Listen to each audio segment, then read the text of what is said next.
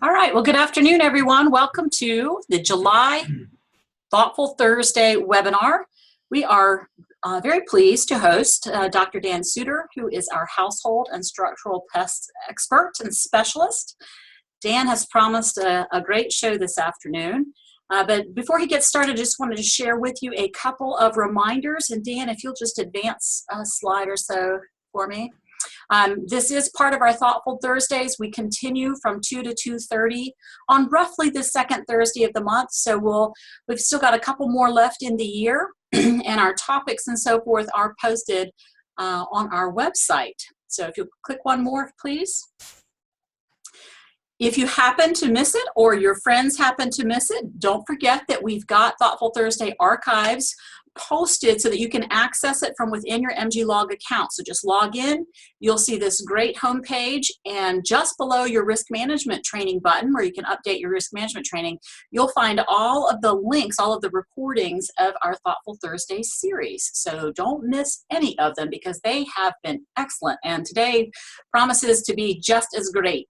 All right, Dan, I think that's what we have. I'll let you take it away and give us an update. Okay, very good. Thank you, Sherry. Can you hear me okay? Is that audio good? Just fine. Yep. Okay, very good. You said Thoughtful Thursday. I thought you said Awful Thursday. I was like, yeah, this is going to be pretty awful. So we're going to spend probably half of our time on bed bugs and kind of give you the current situation regarding kind of the renewal of, or the renaissance of the whole bed bug situation. I took, in grad school, I took, more than 20 courses in entomology, and actually never saw a live bed bug.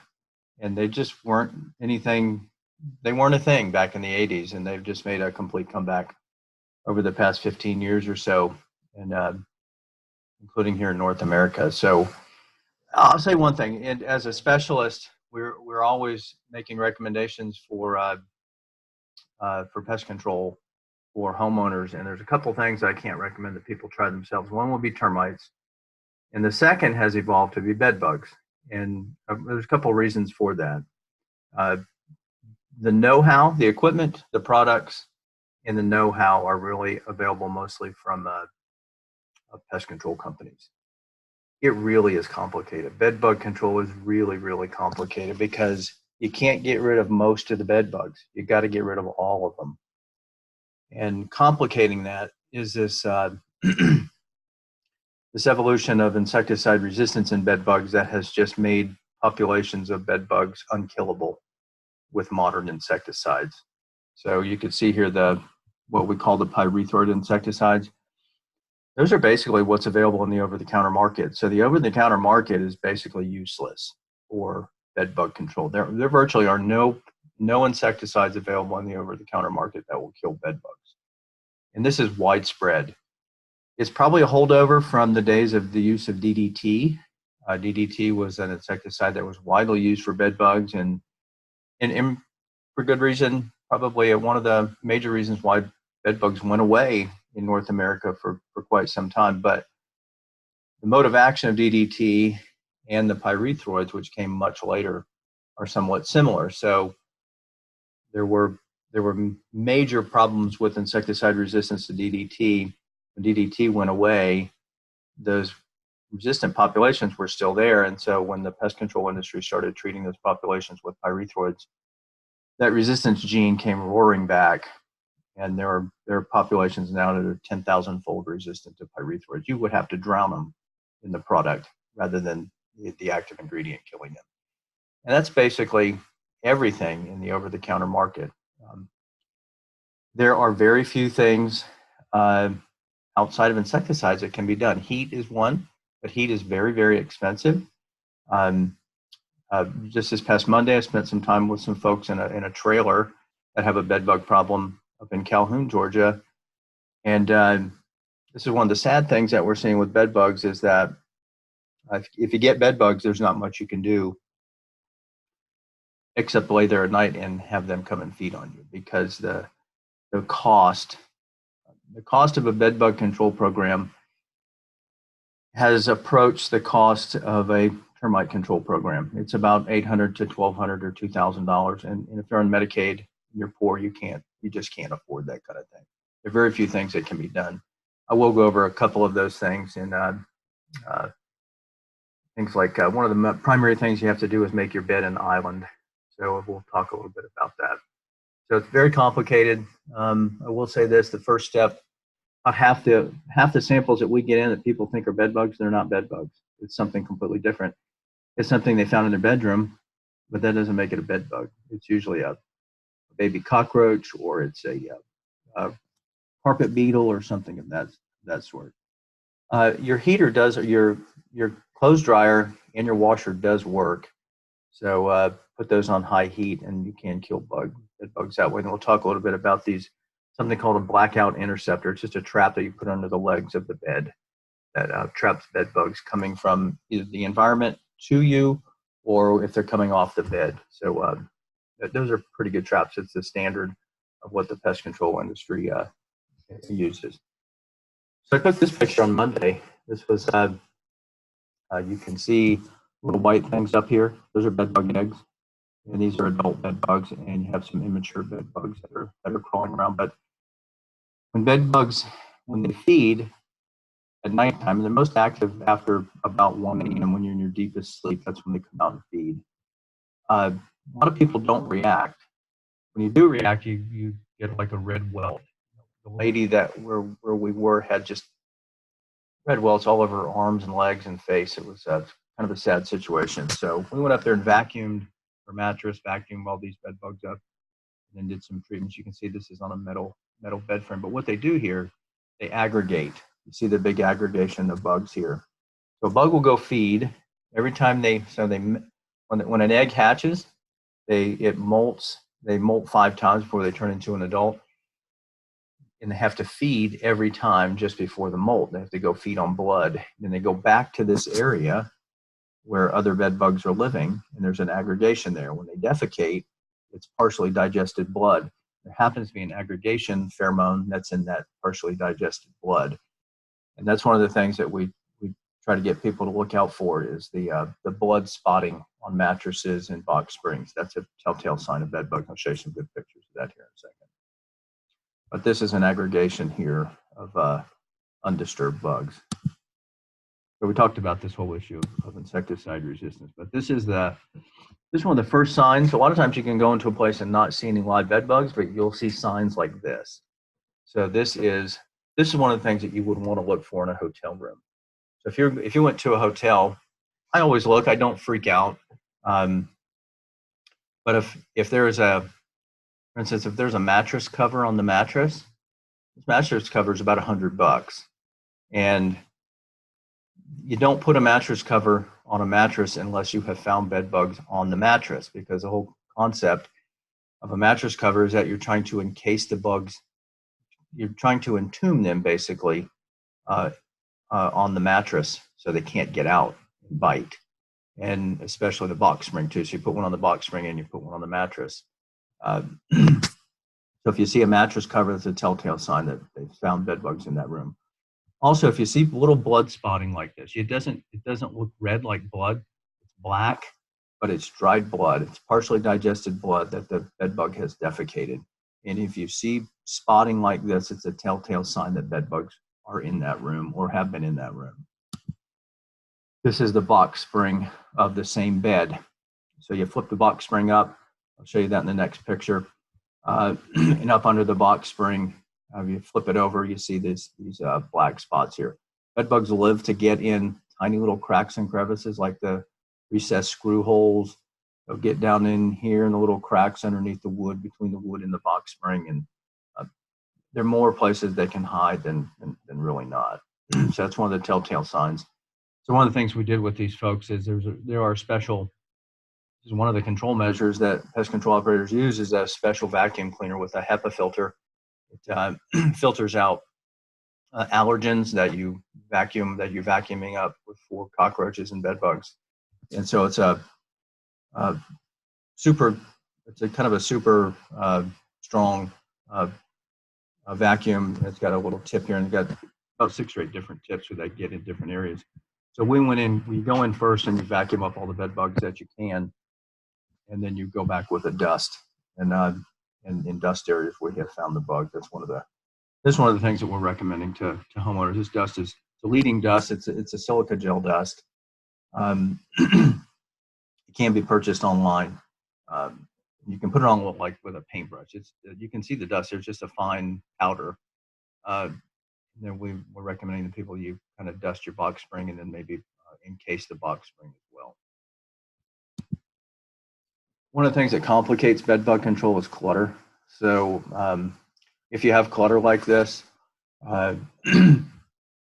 you see this is the foot of the bed right here. This clutter right here has bed bugs in it probably. So they're attracted to the smell of human beings. So when you leave clutter like this, you may get all the bugs off the mattress, but if you don't do something with the clutter, what you've done is just created harborage for the bugs. And so one of the things that we're recommending, first step is to kind of like create an island, create the bed as an island away from the bugs that might be in the room. That might be step one. I'll show you what I mean by that.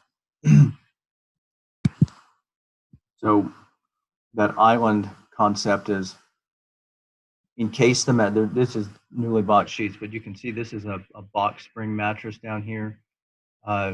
We installed a box spring mattress, and we installed a similar mattress on the mattress cover.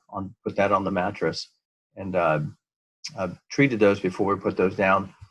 This room we cleaned up this entire room and had a headboard back here. Bed bugs love headboards because they're so close to the CO2 that you're emitting. So bed bugs are actually attracted to carbon dioxide, and because it's indicative of a warm-blooded host. So anything that feeds on blood is attracted to CO2. So mosquitoes, ticks, fleas, bed bugs, things of that sort.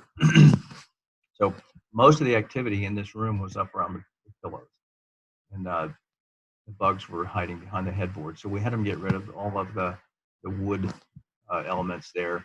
The best thing you can do is have a kind of a wood or a metal frame that the box sits on, and then we encase the mattress and the box spring, and we put these traps here. These are called blackout interceptors. Again, this is step one. If you knew somebody had a severe bed bug infestation, you want to create the bed as an island that's free of bed bugs, and that allows you to address recliners, other rooms, anything of that sort away from the primary bed, away from the primary sleeping area. Because when bed bugs become a problem in the bed, they're probably going to be moved into the living room, to couches, to chairs, anywhere where anybody sits for any extended period of time. So if you're watching a movie with the lights out, bed bugs might be coming out and chewing on your legs. So again, you want to create an island there. So this is a metal box spring frame. You put the legs of this thing inside this trap. It doesn't look like much, but bed bugs will crawl from the room, crawl up the side here, and they get caught in this outside well right here. They can't get out. If they're coming from down the bed, they'll get caught inside this inside well. So one of the things that you can tell, you catch bugs on the inside here, they're actually coming from the bed. If you catch them on the outside, and they're very mobile, bed bugs crawl really fast and they're very mobile, and they will be. You have bed bugs that are away from the chair, or away from the sleeping person on the bed, over near a chair. They will crawl towards the bed to get to you. And so if they crawl up here, the only way they can get to you is if there's like a sheet that's touching the floor, or the head of the bed is resting against the wall. So you want to keep it truly an island. This allows people to sleep in comfort, and then have somebody address the problem away from the bed at that point. So that's what we did for these people, and hopefully this is working. We'll be returning there probably in the next couple of weeks. This is how bed bugs spread. This is, it doesn't take much, but if you look closely at this bed, there was blood spotting on this bed, which means there are bed bugs on that bed. And they are really, really good hitchhikers. They're really, really secretive. A small, tiny first instar bed bug just hatched from the egg is only about 1/16 of an inch long, and it's white. And when it's unfed, you cannot see it on a mattress. If it doesn't run, you can't see it. There are very few insecticides that actually kill the eggs. So it's really complicated. The whole concept of the whole program of bed bug control is complicated. That's why we try to get people to hire a professional to do that. But in cases where they can't, I think step one would be just try to do some things to put a mattress cover and a box spring cover on your bed to make that an island. And you can do that for under $50. Walmart has some plastic mattress covers for under $10 that you can put on. You have to be careful because they rip easily. And then those blackout interceptors, climb up interceptors, are probably less than $5 each. So for under $30, probably you can create an island of for your bed, make your bed kind of an island. And then of course bag up any clutter that might be hiding bed bugs. You can put those bags is what we did up in North Georgia. We put these bags outside, and when it's 92 degrees, 95 degrees outside, it gets to a lethal temperature, which is 120 degrees for bed bugs. It gets up to over 120 degrees in those bags. You can put up to 7 pounds there's actually data on this. You can put up to 7 pounds of clothing in a bag, but you want to get that 120 degrees around all of the clothing and shoes and anything of that sort. But this is how they're moved. So this mattress could be a backpack, could be somebody's shoes, it could be somebody's purse.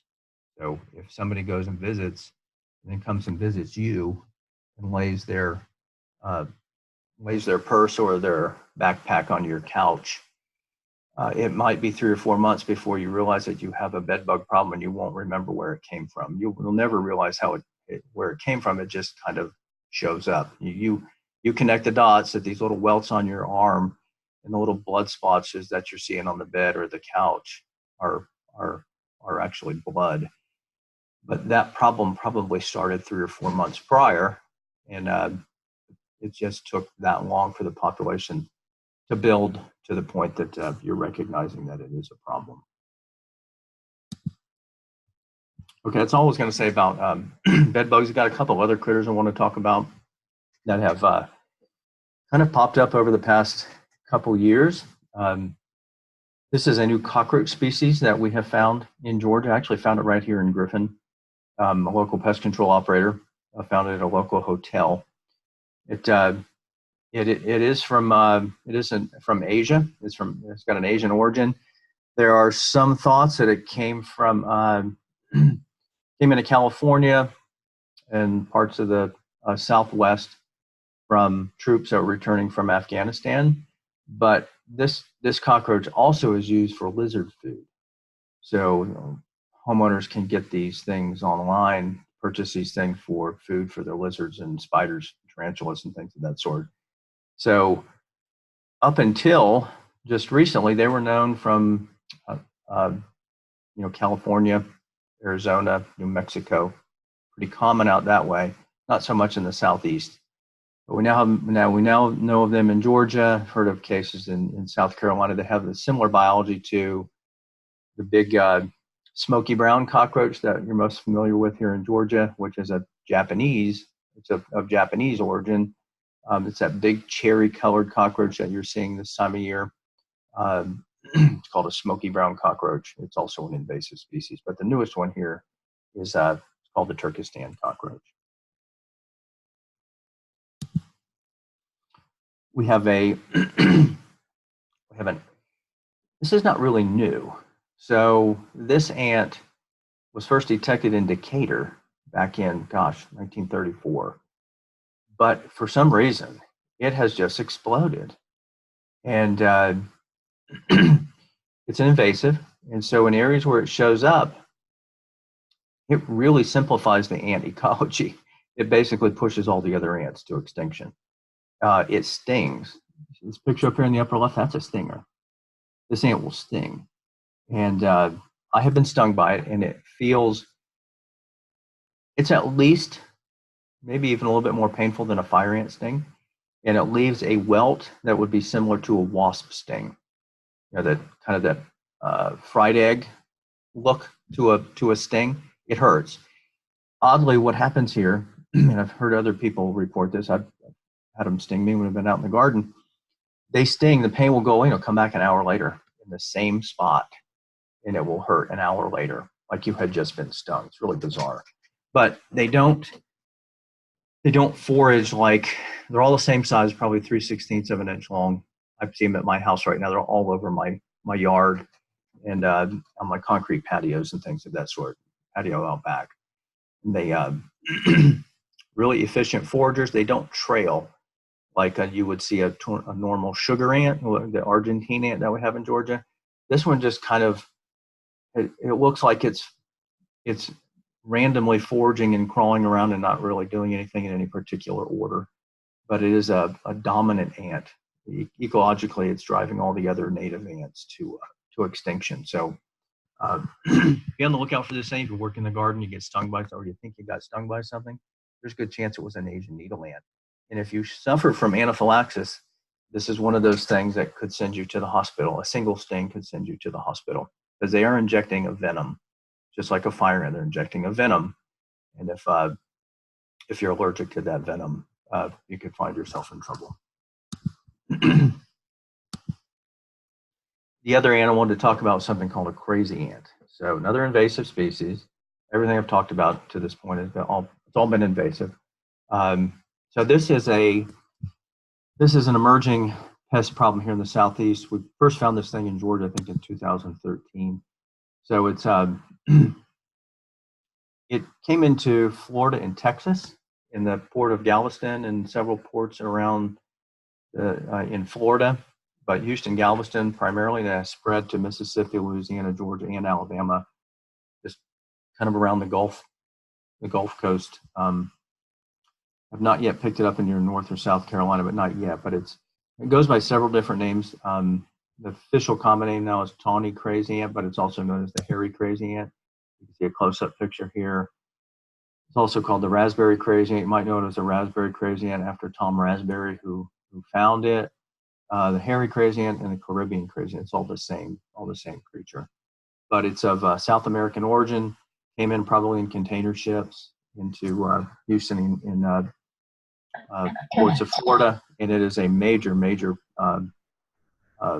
invasive species. And I guess the one saving grace of this ant, I had a student working on this ant a couple years ago. They displace fire ants. So when they move into an area, they completely drive fire ants to extinction. So there's so many of these ants, they basically dominate the food resources. Fire ants don't have anything to eat. These ants are, there's just hundreds and hundreds of thousands of these ants when they actually show up. So 2013, we found the first case down here in Albany. And then 2014, a couple cases over here in Southeast Georgia. And then a few more cases started popping up. So we know of them in 6 counties now. And I had a student that found them on the port, at the port of Savannah over here in Chatham County. And it's one of these ants where you don't really have to wonder whether you have it or not, because when they show up in numbers like this. These are dead ants. These are all dead ants, probably a couple 100,000 a day. And they trail around the outside of a structure. They look just like a sugar ant. Kind of have that similar biology to what's called the Argentine ant or the sugar ant in Georgia. And they trail up and down trees, but it's a pretty tropical critter. My belief is it's going to stay in South Georgia and coastal Georgia, but you never say never in biology. But it's a tremendous nuisance pest, and in areas where we find them, we create our own problems, right? So they don't build nests like a fire ant, but they live in between the interstitial spaces of stuff like this. So any pile of trash that you have is harborage for a couple 100,000 or 1 million ants. So you clean up stuff like this, you can get rid of the ants. Let me just spend 2 minutes on this, and then I'll end up here. But this was I had a graduate student a couple years ago that wanted to test some of the claims made in this book right here, right? So any claim can be made until there's something to back up whether it works or actually doesn't. So we went through here and got out a couple of natural remedies for ants.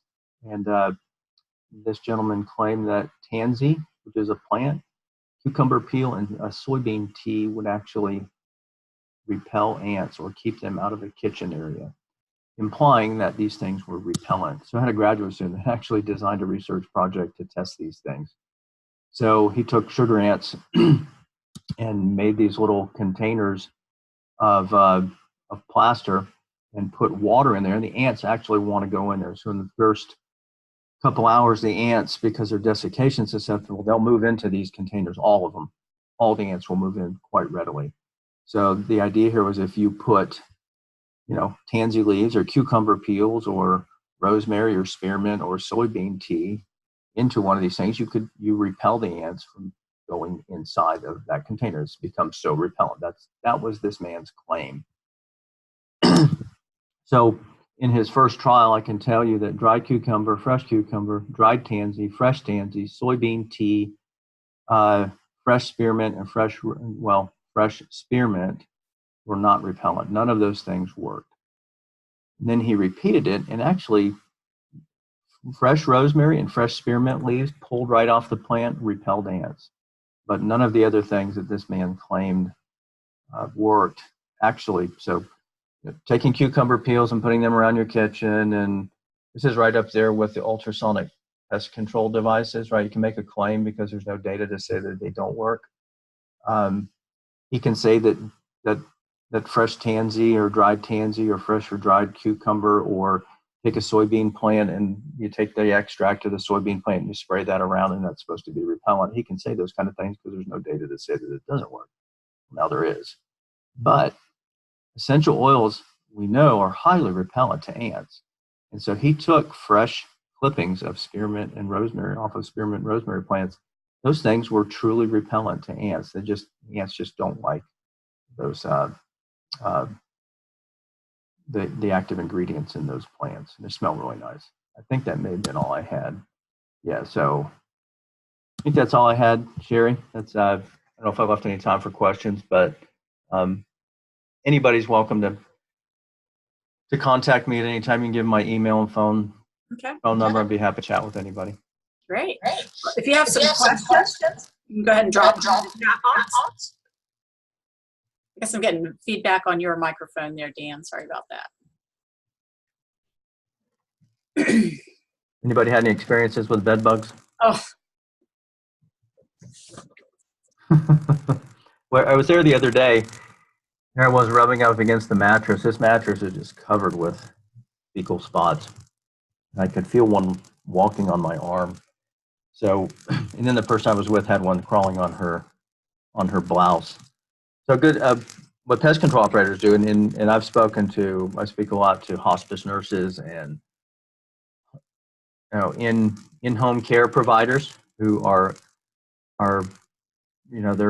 they're concerned about bringing bed bugs home because they go into homes where there are bed bugs and cockroaches, and generally if you don't put your stuff down on a sofa or any type of fabric, you don't really have to worry about that kind of thing. The bugs aren't active during the time that you're there anyway. So, but there's some things you need to do. Whenever I work in a bed bug place, I disrobe and put my stuff outside, and then wait until we do some laundry, put them in hot water. It's lucky for you, your spouse is an entomologist as well. Oh yeah, she thinks it's cool. Actually, she won't go to this place though. Well, we don't have any questions in the chat box. We might all be just too afraid to ask you questions, but it's been certainly very educational. If you'll flip through to the last couple of announcement slides, that'll give folks another minute or two if they want to go ahead and ask you a question. But these are mostly reminders to all of you that we have a 40th anniversary of the Master Gardener program this year, and we are celebrating. One of the ways that we're celebrating is putting together a commemorative quilt project, and this kind of brings together multiple interests of our Master Gardeners it just so happens I know that a lot of master gardeners like fabric and quilting as well as plants. And so we're putting all of that stuff together and putting together a special quilt. And I've already gotten some squares submitted for it, and they are fascinating. And the stories that master gardeners are sending to me with the quilt squares are incredible. So this will ultimately be a gift to our dean for display in Connor Hall in Athens. So know that we are having a workshop on August the 23rd just to get together and enjoy each other and put together a few squares for that quilt. So if you're interested in that, you can contact me. You can look on the Trellis blog for the registration information, that sort of stuff. All right, I think we have one more or two. Yeah, we've got advanced trainings still going on. Just recently announced another pollinator training on August 7th, which will be in Gwinnett. That registration is open. I'll be doing teaching with demonstration gardens in an online version. So if you want to try your hand at some distance learning, we'll spread our 6 hours of classroom time over a series of weeks. So that's why that has a widespread date range on there, but we're going to have a good time with that. I know there's a lot of lessons in that that apply to the many demonstration gardens we have across the state. And then we have October 18th, the Urban Trees and Shrubs Advanced Training in Warner Robins, and that is the day before the GMGA conference. So if you want to get to those registration forms, get more information about those advanced trainings, just simply follow that path, that route on the bottom of the screen there. Go to our website, click on Volunteer, then Current Master Gardeners, and then Advanced Training, and you'll get all of that information there. All right, one more. And so we have another Thoughtful Thursday coming up in August. On the 8th, we'll get together with Becky Griffin, who has been a part of our Thoughtful Thursday series before, but she'll be telling us about the Great Georgia Pollinator Census and what role we can play in that, because that will come, that happens later. I think that's the 23rd and the 24th of August as well. So with that, Dan, I thank you so much for your time today. It's been a while since I think that we've heard from you. And like I said, I think that we haven't had an entomologist in our Thoughtful Thursday series yet. So we're really glad that you shared with us this information, although we're all going to go home like scratching and itching and clawing and imagining crazy things. You didn't talk about that imaginary disorder there. Oh no, that's an hour or two. Okay. All right. Well, we didn't get any questions. No one was brave enough to ask questions. You know, Dan assured me that master gardeners ask the best questions. No, they do. They're definitely. I talked to a lot of master gardeners, and they're very inquisitive. Yes. So again, we do thank you very much for bringing us this update. It's very helpful. And like I said, we will post the archive within MG Log, so many more people will be able to catch up on what you have shared with us today. All right. So thanks so much to everybody. Thank you, Dan.